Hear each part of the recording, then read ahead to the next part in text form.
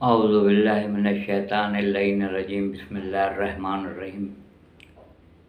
سید اقتدار علی خان۔ سب سے پہلے تو میں ان مرحومین کے لیے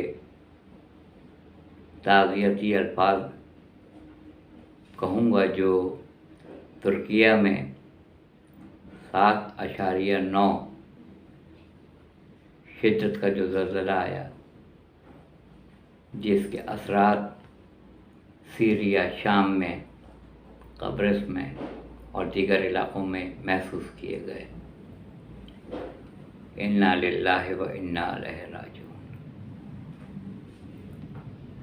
میں نے قرآن مجید میں جہاں تک اللہ تعالیٰ نے رہنمائی فرمائی اور محمد اور آل محمد علیہ السلام کی مدد شامل حال رہی، میں نے جتنا بھی مطالعہ کیا ہے، بہت مختصر اور قلیل مطالعہ ہے میرا، تو میں نے جو عذاب قرآن مجید میں بیان کیے گئے ہیں، اس میں جو چیز سب سے زیادہ عذاب کی صورت میں ہے وہ ہے زلزلہ۔ اس کی مثال میں اس طرح سے آپ کو دوں کہ اللہ تعالیٰ نے جس طرح یہ فرمایا کہ بسم اللہ الرحمن الرحیم ان اللہ مع الصابرین، اللہ صبر کرنے والوں کے ساتھ ہے، تو صبر کو اور اس کی اہمیت کو بتانے کے لیے سورہ بقرہ، دوسرا سورہ قرآن مجید کا، اس میں الگ سے پھر ایک آیت ہے موجود ہے کہ صبر سے اور نماز سے مدد دو۔ صبر اتنی اہم چیز ہے۔ بالکل اسی طریقے سے زلزلہ اس قدر اہم ترین ایک موضوع ہے عذاب کی صورت میں کہ اس کے لیے ایک الگ سے سورہ نازل ہوا، سورہ الزلزال، 99 نمبر کا سورہ، جس میں کل 8 آیتیں ہیں۔ سورہ الزلزال، معاذ اللہ۔ بے شمار عذاب کا تذکرہ قرآن مجید میں موجود ہے۔ قوم سمود کے ساتھ کیا ہوا، قوم عاد کے ساتھ کیا ہوا۔ پانی اور آگ دونوں الگ الگ چیزیں ہیں، متضاد ہیں۔ جب آگ بھڑکتی ہے تو پانی سے بجھایا جاتا ہے، مگر طوفان نوح جب آیا تھا تو تنور سے آیا تھا۔ وہ مقام جہاں پہ آگ تھی وہاں سے پانی جاری ہوا، تنور سے آیا تھا۔ اور جو کشتی حضرت نوح علیہ السلام نے اللہ تعالیٰ کے حکم پر بنائی تھی، اس میں سب کے نر کے مادہ کے جوڑے رکھے، اور پوری دنیا میں پانی ہی پانی تھا اور سب غرق ہو گئے۔ اسی لیے حضرت نوح علیہ السلام کو آدم ثانی کہتے ہیں، دوسرا آدم، دوسری دفعہ دنیا بسی، آدم ثانی حضرت نوح علیہ السلام۔ قرآن میں یہاں تک تذکرہ ہے کہ آج کا عنوان ہے عذاب الہی، اور ہم نے ان پہ آگ برسائی، ہم نے ان کے اوپر مینڈک برسائے، ہم نے ان کے اوپر جوؤں کی بارش کی، پتھر برسائے گئے، قوم کی حرکتوں پر ان کو بندر بنا دیا گیا۔ بدکاری کرنے کے اوپر قوم لوط کو، دشت لوط کو الٹ دیا گیا، زمین الٹ دی گئی، معاذ اللہ معاذ اللہ۔ ہواؤں کے جکھڑ چلے، 7 8 دن چلے۔ ناشکری کی سزا یہ ملی کہ جس باغ پہ لوگوں کو سورہ کہف میں ہے ناز تھا، تو ساتھی نے ان کے یہ کہا کہ تم ماشاء اللہ نہیں پڑھتے ہو، اس لیے تم ڈرتے رہو کہیں ایسا نہ ہو کہ سب تم سے لے لیا جائے۔ اس نے کہا کہ پہلے تو مجھے یہ یقین ہی نہیں ہے کہ یہ سب ختم ہوگا، اور اگر ہو بھی گیا تو وہاں مجھے اس سے بھی زیادہ اچھا ملے گا۔ تو اس نے کہا نہیں، ایسی بات نہیں ہے، تم ماشاء اللہ نہیں پڑھتے ہو، ماشاء اللہ نہیں کہتے ہو۔ دوسرے دن جب وہ گیا تو اس نے دیکھا، سورہ کہف میں اس نے دیکھا کہ اس کا پورا باغ الٹا پڑا ہوا ہے اور سب تباہ و برباد ہو گیا۔ اس نے آواز بلند کی، وائے ہو مجھ پر کہ میں نے خوف خدا نہیں رکھا اور استغفار نہیں کیا اور شکر ادا نہیں کیا۔ وہ شکر کسی بھی صورت میں ہو، چاہے من و سلوہ نازل ہو رہا ہو اس پہ ناشکری کی جائے، یا انبیاء آئیں اور ان کو جھٹلایا جائے اور ان کی ناشکری کی جائے، یا ظلم روا رکھا جائے، یا حلال محمد کو حرام محمد صلی اللہ علیہ وآلہ وسلم میں بدل دیا جائے، جب خیر شر ہو جائے اور شر خیر بن جائے، جب ظالم و جابر حاکم حکمران بن جائیں، جب قوم فسق و فجور پہ معمور ہو جائے، جب بے حیائی عروج پر آ جائے، جب فحاشی عروج پر آ جائے، جب زنا بڑھ جائے دنیا میں کثرت کے ساتھ، جب الخبائث شراب نوشی کثرت سے کی جانے لگی، جب جھوٹ عام ہو جائے، یتیموں کا مال چھینا جائے، جب لوگ صلہ رحمی ختم کر دیں، جب لوگ عدل ختم کر دیں، جب لوگ صلہ رحمی کے بعد عدل، عدل کے بعد سے اخوت، محبت، بھائی چارہ ختم کر دیں، جب ظلم عام ہو جائے، ظالم مظلوم بن جائیں، مظلوم ظالم کہلائیں، باطل مسندوں پہ آ کے بیٹھ جائیں، اور ناتواں غریب وہ ان کے محکوم ہو جائیں،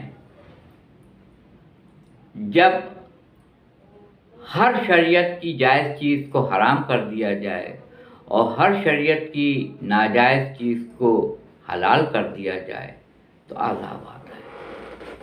میں نے یہاں تک قرآن مجید میں پڑھا ہے کہ 2 ایسے مواقع ہیں جس پہ کثرت کے ساتھ زلزلہ آتا ہے۔ پہلا یہ ہے، آیت ہے، اگر آپ میں سے کوئی دلچسپی رکھتا ہے، ذوق و شوق رکھتا ہے قرآن فہمی کا، تو وہ مجھ سے آیت طلب کر سکتا ہے، میں اسی کلپ کے اندر ان کو ریفرنس دوں گا، آیت نمبر، اور ان کو بتاؤں گا جا کے پڑھیں۔ جب وہ سو رہے ہوتے ہیں تو ہم ان کو گھر جانے کا، یا جب وہ باہر کے کام انجام دے رہے ہوتے ہیں، پہلی بات تو یہ ہے کہ جب وہ سو رہے ہوتے ہیں تو زلزلہ آتا ہے، اور یہ وہ موقع ہوتا ہے جب ان کو استغفار کا وقت بھی نہیں ملتا ہے، سوتے کے سوتے رہ جاتے ہیں۔ ابھی آپ نے دیکھا جو ترکیہ میں جو زلزلہ آیا 7.9 7.9 کا شدت کا، اس میں کہا جا رہا ہے 3 سے 4 ہزار تک کی عمارتیں اور بڑی بڑی عمارتیں زمین بوس ہو گئیں۔ پہلے جب ہم یہ عذاب سنتے تھے تو سن لیا، سن کے گزر جاتے تھے، اب یہ موبائل کے کیمرے نے ہر ویڈیو کو محفوظ کیا ہے، ہر وہ چیز جو ہو رہی ہوتی ہے اس کو ویڈیو نے محفوظ کیا ہے۔ چشم زدن میں جیسے ڈائنامائٹ سے پوری عمارت تعمیر کرنے میں مہینہ لگتا ہے، مگر اس کو ختم کر دینے میں چند لمحے لگتے ہیں۔ ڈائنامائٹ سے آپ نے پوری بلڈنگ اڑا دی، سب ختم ہو گئی۔ چشم زدن میں جو شہر بسا ہوا تھا، جہاں لوگ آباد تھے، کسی کے پاس کثرت کے ساتھ گاڑیاں ہوں گی، کسی کے پاس کثرت کے ساتھ بینک بیلنس ہوگا، کسی کے پاس کثرت کے ساتھ عیاشی کے سامان میسر ہوں گے، جنہوں نے بے شمار پروگرام بنا رکھے ہوں گے۔ کثرت کے ساتھ عیاشی جب عام ہو جاتی ہے، فحاشی عام ہو جاتی ہے، عریانیت عام ہو جاتی ہے، زنا عام ہو جاتا ہے، تمام جس کو آج ہم نوجوانوں سے گزارش کرتے ہیں، اپیل کرتے ہیں، دست بستہ عرض کرتے ہیں، خدا را خدا را خدا را، حمد کو، نعت کو اور منقبت کو موسیقی میں شامل نہیں کریں۔ اسی لیے قرآن نے کہا کہ دین میں پورے داخل ہو جاؤ۔ ایسا نہیں ہو سکتا ہے کہ تم حمد بھی پڑھ رہے ہو، نعت بھی پڑھ رہے ہو، منقبت بھی پڑھ رہے ہو، اور حرام محمد موسیقی کو بھی شامل کر لیا اس کے اندر، ایسا نہیں ہے۔ تو پہلی آیت اس طرح سے مجھے ملی کہ جب لوگ سو رہے ہوتے ہیں، جیسے کہ ترکیہ میں لوگ سوئے ہوئے تھے، بیشتر لوگ 4 بج کے صبح کچھ منٹ پہ آیا تھا، اور جس کے اثرات دمشق میں بھی محسوس کیا۔ آپ نے یہ اعجاز دیکھا، بی بی زینب سلام اللہ علیہا شریکۃ الحسین ثانیہ زہرا ام المصائب عقیلہ بنی ہاشم جناب زینب کبریٰ سلام اللہ علیہا کا روضہ، وہاں ایک بلب بھی ٹوٹ کے نہیں گرا، اتنا سا بلب ٹوٹ کے نہیں گرا، کیونکہ وہ بی بی فاطمہ الزہرا سلام اللہ علیہا کی بیٹی، مولا کائنات کی بڑی بیٹی، جس کے لیے یزیدی دربار میں کسی نے کہا کہ علی بول رہے ہیں، علی آ گئے، کہا نہیں علی نہیں آئے ہیں، علی کی بڑی بیٹی خطاب کر رہی۔ ان کے روضے پہ جا کے دیکھیے جو زلزلہ آ رہا تھا، اور ابھی تک جو اطلاع ملی ہے ہزاروں لوگ، کم از کم 3 سے 5 ہزار افراد شام سے میں جو لاشیں نکالی گئی ہیں ان کی تعداد بتائی گئی ہے، اور جو کثرت سے تعداد ہے وہ تو ترکیہ میں ہے، ٹرکی میں جو آیا ہے، جس کے اثرات گرد و نواح میں بھی محسوس کیے گئے ہیں۔ زمین پھٹ گئی، تمام لوگ اس کے اندر دفن ہو گئے، زمین برابر ہو گئی، تمام بلڈنگ بیٹھ گئی، لوگوں کو استغفار کرنے کا ٹائم نہیں ملا۔ جب سو رہے ہوتے ہیں تب آتا ہے۔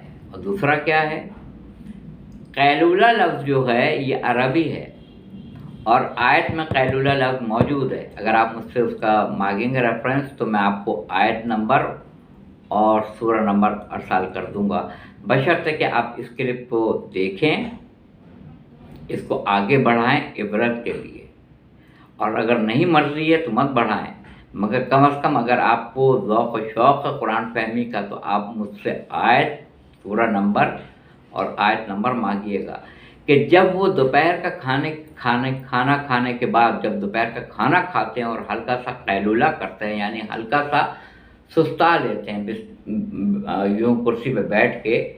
مجھے یاد ہے اچھی طریقے سے کہ میں ایک کمپنی میں کام کرتا تھا، اور میں چائے وائے جب پی کے کھانا کھا کے تھوڑا سا بیٹھا تھا تو پوری بلڈنگ زور سے یوں ہلی، زور سے، تو ایسا لگا جیسے مجھے چکر آ گیا ہے، پوری طریقے سے چکر آ گیا ہے۔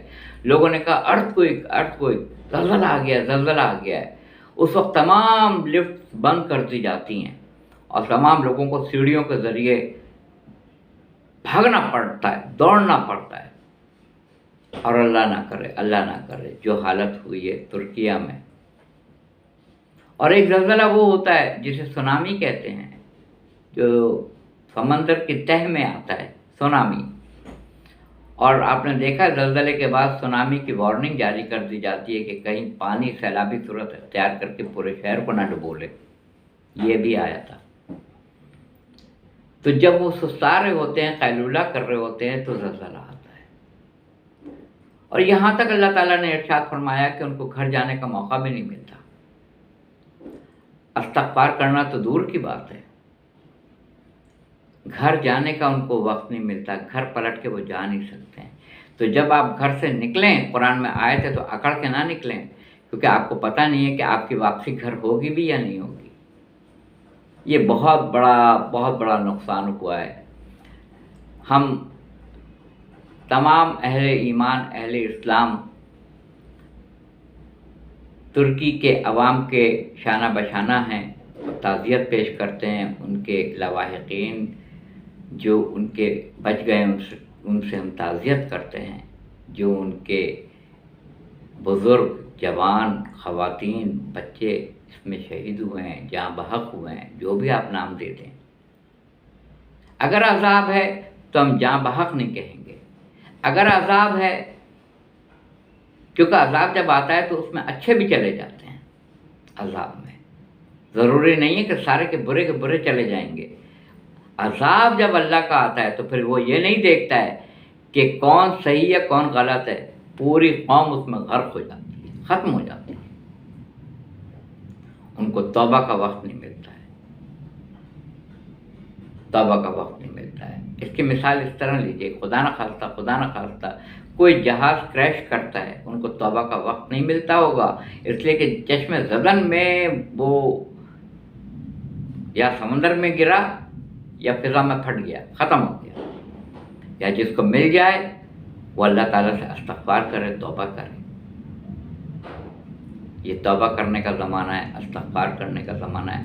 آج بھی لوگ ناپ تول میں کمی کر رہے ہیں، آج بھی لوگ زیادہ سے زیادہ منافع چاہ رہے ہیں، آج بھی لوگ دوسروں کو دھوکہ دے رہے ہیں، آج بھی لوگ دوسروں پہ کیچڑ اچھال رہے ہیں، آج بھی لوگ مال غنیمت کو اپنا سمجھ کے لوٹ رہے ہیں، آج بھی لوگ یتیم کے مالوں کو لوٹ رہے ہیں، آج بھی شراب نوشی ام الخبائث جو خبیث چیزوں کی ماں ہے، جس کو منع کیا گیا ہے، اس کو پی رہے ہیں، اور भरपूर अंदाज में पी रहे हैं, नशा कर रहे हैं।